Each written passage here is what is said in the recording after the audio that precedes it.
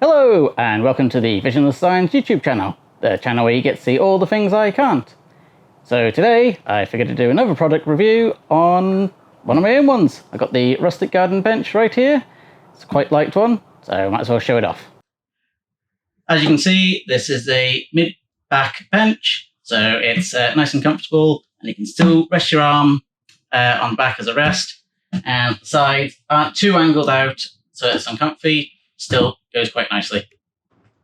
When it comes to the shape of this bench then, we've got a trapezium shaped base. This is to give it make it more aesthetically pleasing, as well as give more leg room at the front for you.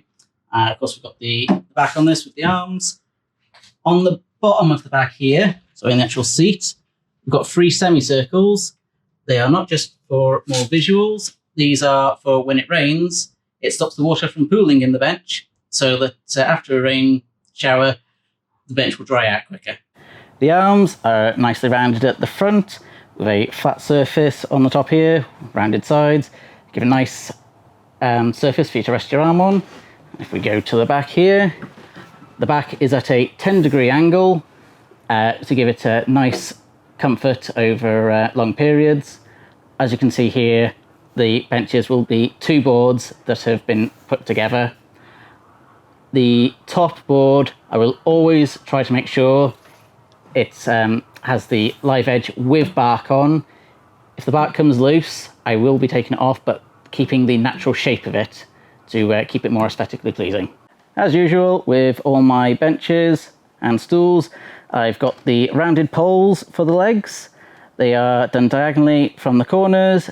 This is to help with support long term, as it gives it a lot more bracing when it's going out like this. What I had considered originally when I was designing these benches was to have the arm extend all the way to the floor and to have that as the legs for the bench. I've been told this is what a few people do, but I was against this. For one, when it actually comes to carrying this bench around, you can actually get your hands under and lift it. So transport-wise, makes it a lot easier, having the legs as I've done them.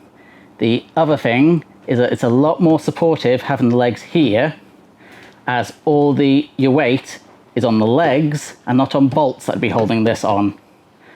So you won't have to worry about it giving way under you. The other thing is... oh, that's it, yep, the surface area. The rounded legs will have a lot more surface area than having the arm as the leg, so it has less chance of actually sinking into the ground. So again, that's why I've gone with this design. I like my things to be well supported and as strong as possible. So the options for the bench are obviously different sizes. So this bench in particular is 125 centimeters at the thinnest point here. So this would be a 2-person bench. If you want a 3-person bench, it'd be 150 minimum, and a 4-person would be 2 meters minimum. The actual treatment options for this are Danish oil at the moment for exterior use, and I'm going to be adding varnish on top at some point. So those are the options for treatment. I like to make sure everything's protected for outside use for long term. Right, so thanks for watching the video.